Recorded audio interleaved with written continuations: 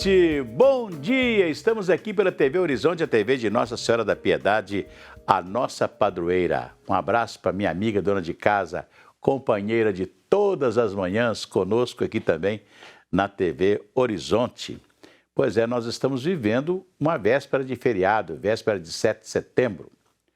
O 7 de setembro, nos últimos anos, ficou polêmico e importante ao mesmo tempo, porque temos um presidente que fala muito em patriotismo, né?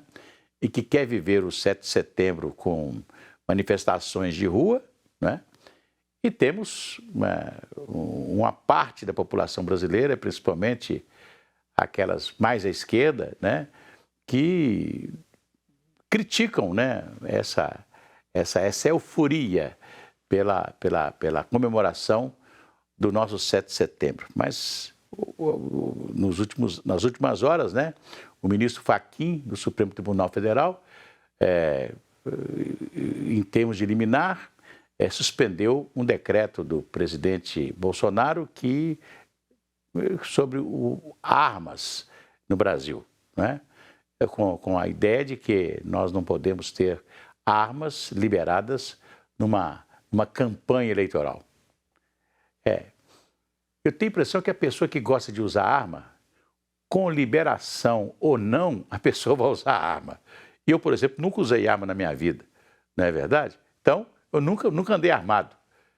Eu não ando armado nem com canivete, né? Então, quer dizer, eu não tenho uma índole de andar armado. E muitos brasileiros não têm essa índole de andar armado, né? Mas agora tem outros que gostam de andar armado, né? Você vai lá nos Pampas, né, no Gaúcho, né? Ali o pessoal era beligerante, né? Eu li muito a vida do Getúlio Vargas, a família dele usava revólver na cintura e tal, e era assim, como naqueles bang-bang americanos, né? Nos Estados Unidos as pessoas usam arma à vontade, sem problema nenhum e tal, né? Então o ministro Fachin, né, deu uma liminar que proíbe o decreto do presidente da República, né, com a intenção de que durante o período eleitoral não se pode ter arma, tá? Tudo bem, ninguém é favorável à arma, não, né? Então, depois que passa o período eleitoral, pode voltar o decreto. Essa parece que é a forma que o ministro encontrou para, segundo ele, trazer mais segurança às eleições no Brasil. Nós estamos vivendo momentos polêmicos, não é verdade? Então, o que eu quero é que os brasileiros, né, de uma maneira geral, eles comemorem o 7 de setembro. Amanhã eu vou falar mais sobre o 7 de setembro. Comemore o 7 de setembro, né, do jeito que você achar melhor, não é verdade? Vai para a rua, leva a sua bandeira, ou fica dentro de casa, né? Então, o importante é você ter uma comemoração ao seu jeito, né? A sua afeição, né? Cada um vive aquilo que deseja. É o que nós devemos, que nós somos livres para isso, né? Vamos cantar aquela musiquinha? Vai tudo bem, muito bem, muito bem, muito bem, muito bem, muito bem, bem, bem. Com pílulas de Lúcen, sabe aquela dorzinha urinária, aquela sensação de queimação e ardor? Pílulas de Lúcen são antissépticas das vias urinárias e você sabe, você vai encontrá-las em todas as farmácias e drogarias do Brasil. Pílulas de Lúcen, bom demais, né? Olha, você está se preparando para tirar carteira para pilotar moto? Pode preparar o bolso também. O site de pesquisa Mercado Mineiro fez um levantamento e mostra que quem pesquisar consegue uma boa economia. O site ainda fez uma simulação para saber o preço cobrado por motoboys para uma entrega em um trajeto de aproximadamente 8 quilômetros da região centro-sul de Belo Horizonte, né? Ou da região sul ao centro da cidade. Feliciano Abreu fala conosco. Feliciano, bom dia. Pesquisamos 64 profissionais e empresas e tivemos uma variação bem significativa. Claro que a primeira dica, além de olhar o preço, é olhar a credibilidade do profissional. Mas hoje se cobra de R$ 12 até R$ 35 para fazer essa entrega, que há uma diferença de 191%. Para fazer uma entrega próxima da região onde que as empresas se encontram, o valor é de R$ 12 a R$ 35 também. Quando tem a taxa de retorno, que é quando você manda entregar e trazer algum recibo no local de origem da entrega. se cobra a mais de R$ 2 a R$ 15, com a diferença de 650% do serviço de motoboy. Agora, o que assustou bastante foi quando consideramos o preço médio. O preço médio para essa corrida hoje é em torno de R$ 18,12. Lembrando que nós realizamos essa mesma pesquisa em julho de 2020. Portanto, o preço médio, que era R$ 16,85, passou agora para R$ 18,12, que é um aumento de 7,5%. Só a gasolina nesse período, depois da queda que ela teve, ela subiu 16,60%. O preço médio, que em julho de 2020 era de R$ 4,29 e atualmente, após as quedas, é de R$ 5,00, então teve um aumento de 16,60%. Isso mostra que o serviço está cada vez mais concorrido. Eles não estão conseguindo nem repassar o aumento do valor da gasolina. Por isso que eles reclamam bastante, por isso que tem acidente e por isso também que tem essa quantidade, essa correria de motoboys na cidade, porque eles têm que manter ali o seu custo de vida, além, obviamente, do custo da moto. O Mercado Mineiro também fez um levantamento do valor necessário para tirar a habilitação para conduzir motos. A variação de preço na região metropolitana de BH supera os 100%. Ou seja, sem pesquisar, o aluno pode pagar o dobro pelo mesmo documento. Juntando aí os valores do curso de legislação, o curso médico e psicotécnico, aluguel de moto e também as taxas do Detran e o curso de rua, né, que todos têm que passar, e passando de primeira, o valor mais barato para tirar uma carteira de motociclista seria de R$ 990 e o mais caro de R$ 2.250. Aí dá uma diferença bem significativa de 127%, sendo que o consumidor também pode optar por fazer um pacote na própria autoescola, um pacote que você compra todas essas taxas e todos os cursos. E aí o pacote fica um pouco mais barato, de R$ 890 até R$ 1.910, uma diferença de 114%. O custo de renovação de carteira também varia muito, de R$ 140 até R$ 420, uma diferença de 200%. E o custo de reciclagem de R$ 250 até R$ 420, com a diferença de 68% no Centro de Formação de Condutores. Então, é importante sim o consumidor estar habilitado para pegar uma moto aí para trabalhar, né? Mas a gente também tem que valorizar o serviço deles, porque senão eles vão acabar desistindo e indo para outras profissões. Pois é, uma coisa interessante, um amigo meu que viveu muitos anos nos Estados Unidos, retornou a Belo Horizonte. E logo, né, naturalmente, comprou um carro, né, para andar pela cidade e tal. E ficou apavorado com os motoqueiros em Belo Horizonte. Ele que dirigiu nos Estados Unidos, né, ele ficou realmente apavorado. Ele falou assim, eu nunca vi na minha vida, né, o número de motocicletas na rua e como eles andam na rua, né? É um negócio assim apavorante, porque eles fazem zigue-zague entre os carros, né? E você vê, por exemplo, falando sobre os motoqueiros, você vê que todos os dias, você pode contar, o anel rodoviário todo dia tem um acidente com um motociclista. Todos os dias. E na Avenida Cristiano Machado, normalmente, você está ouvindo o rádio de manhã, está falando, um problema, teve uma moto e um carro, se colidiram na Avenida Cristiano Machado, outro não sei aonde e tal, todo dia de manhã, porque os motociclistas, eles não se atêm a andar normalmente no trânsito, eles andam fazendo costurando o trânsito, né? Eu lembro que um dia eu estava descendo a Avenida Cristiano Machado, ali quase próximo ao Minas Shopping, né? Tinha uma descidinha e era uma tarde de sábado e chovia um pouquinho. E aí eu, como sempre, não passo dos 60 quilômetros em Belo Horizonte, porque é a regra em Belo Horizonte, você não passa de 60 quilômetros nas avenidas, dentro do centro da cidade, né? Aí eu lá ia com 60 quilômetros, o meu companheiro do lado falou assim, você não pode andar mais um pouquinho, não? Eu falei, não, 60 quilômetros é o certo aqui nesta via. De repente começou a chover. E veio um motoqueiro, o motoqueiro passou por mim e quis me cortar entrando na frente do carro. No momento que ele entrou na frente do carro, a moto dele deslizou e caiu no chão. Quer dizer, se eu tivesse correndo muito, eu não conseguiria parar. Eu parei o carro, vim parando devagarzinho, até porque tinha gente atrás de mim também, né?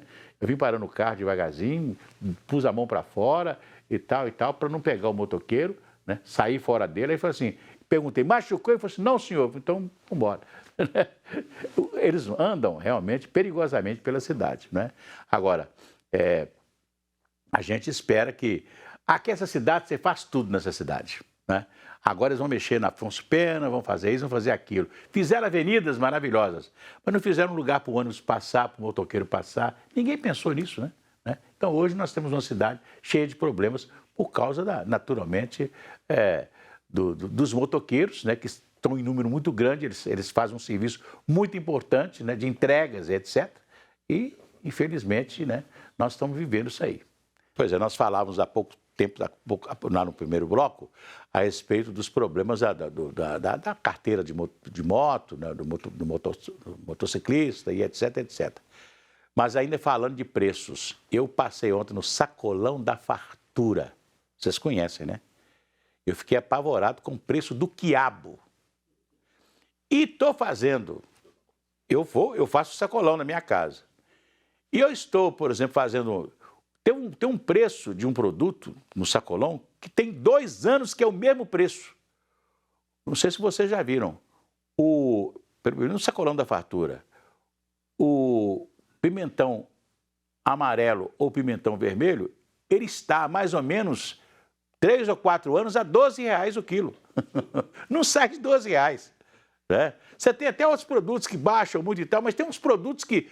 Você compra uma maçã brasileira, que é produzida no Brasil, quase com o mesmo preço. Então está mais vantagem você comprar uma maçã argentina, que é uma maçã mais bonita e etc. Tal, porque a diferença do preço é muito pequena.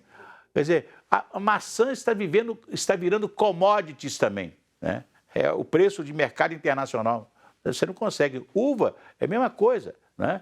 Então, nós somos hoje um grande produtor de uva, inclusive no Vale do Rio São Francisco.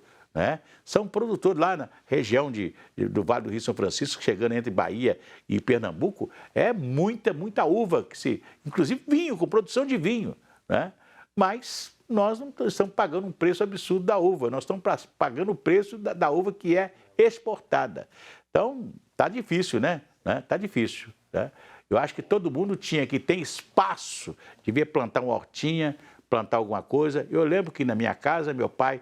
Nós tínhamos um lote a mais do lote que nós morávamos, então meu pai cultivava tudo ali. Lá em casa não se comprava cebola, não se comprava alho, não se comprava couve, não se comprava essas coisas todas lá em casa tinha. E tinha fruta também, né? Amendoim, fazia tudo, plantava milho, tinha milho cozido com fartura, milho para galinha.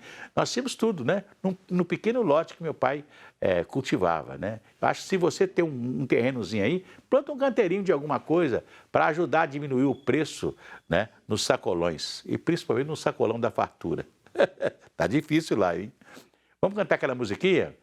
Se a criança acordou, dorme, dorme menina, tudo calmo ficou, mamãe tem. Auricedina é um analgésico e antisséptico de uso local para adultos e crianças. Todo mundo sabe, dor de ouvido, Auricedina. Se persistirem os sintomas, o médico deverá ser consultado. Os brasileiros vão às urnas no dia 2 de outubro pensando no bolso. Uma pesquisa revela que a economia vai determinar o voto de boa parte dos eleitores. A Gabriele Assis fala conosco. Gabriele. Segundo o levantamento do Instituto Datafolha, a economia vai determinar o voto de 53% das pessoas que vão às urnas no dia 2 de outubro. Emprego, juros e principalmente inflação terão um peso importante na avaliação. Já teve uma melhoria no produto, nos preços. Em relação à gasolina já baixou um pouquinho, teve uma melhoria, mas não o suficiente para a pessoa sentir, entendeu? Teve uma baixa, também para a gente que trabalha, eu que trabalho só com produto. Eu já senti uma queda no produto. Só que para repassar é muito pouco. O próprio o próprio consumidor notar. Tanto para quem pretende reeleger Jair Bolsonaro ou devolver o poder ao ex-presidente Lula, a pauta da economia ganha destaque. Se ele entrar, vai ser beleza. Aí a gente vai poder voltar a comer carne. Igual com o Bolsonaro, a gente vai voltar a comer pé de frango. Aliás, eu acho que a gente só está em pé hoje graças às coisas que ele fez durante a pandemia. Eu, pelo menos, que tenho um negócio, se não fosse ele, eu já teria fechado. Mas o professor de economia da Universidade de São Paulo faz um alerta. O ano de 2023 será desafiador para o governo federal lidar com a questão fiscal. Mas veja, será um ano muito difícil, não há dúvida. Seja quem for que ganhe a eleição, o ano de 2023 será um dos piores anos da economia brasileira, porque o Estado brasileiro tem uma dívida muito alta e vai ter que resolver isso, vai ter que equacionar isso. De acordo com a pesquisa Datafolha, divulgada na última semana, Lula teve sua vantagem nas intenções de voto reduzida a 13 pontos sobre o presidente Jair Bolsonaro, o que aumenta as possibilidades de um segundo turno entre os dois. Lula tem 45% das intenções de voto, 2 pontos percentuais a menos que na última pesquisa. Bolsonaro manteve os 32%. Pois é, mas tem aí, você tem que contar também, para fazer o segundo turno, você tem que contar o que vai ter de votos para o Ciro Gomes, que tem crescido nos últimos tempos, e a Simone Tebet, né? Esses dois candidatos que, hipoteticamente, seriam a terceira via, eles não chegaram a ter uma avalanche de votos como os dois candidatos que estão na primeiro e segundo lugar. Mas você conta, na hora, você conta o que foi para o Ciro Gomes e o que foi para a Simone Tebet. Aí você junta com o que o Bolsonaro teve e vai ter, aí você vai ver se os votos do Lula serviram para ele ganhar no primeiro turno ou ter o segundo turno, né? Então nós estamos esperando isso. Olha, refletindo as palavras de Jesus, o Papa Francisco disse que uma multidão numerosa segue o Filho de Deus nos momentos de crise pessoal e social, quando está mais exposta a sentimentos de ira ou de medo. Nesses casos, é comum confiar em quem, com sagacidade e astúcia, sabe cavalgar essa situação, aproximando-se dos temores da sociedade e prometendo ser o salvador que resolverá os problemas, quando, na realidade, o que deseja é aumentar a sua popularidade e o próprio poder. O Papa adverte que o Evangelho de Jesus não procede assim. O estilo de Jesus, de Deus, é diferente, porque não instrumentaliza as nossas necessidades, nunca se aproveita das nossas fraquezas para se engrandecer e não quer nos seduzir com coisas enganosas, nem quer distribuir alegrias fáceis, né? Vamos lá com o Papa. Por trás de uma fachada religiosa perfeita, pode-se esconder a mera satisfação das próprias necessidades, a busca do prestígio pessoal, o desejo de aceder a um cargo, de ter as coisas sob controle, o desejo de ocupar espaço e obter privilégios, a aspiração de receber reconhecimentos e muito mais. Isso acontece hoje entre os cristãos. Mas este não é o estilo de Jesus. E não pode ser o estilo do discípulo da igreja.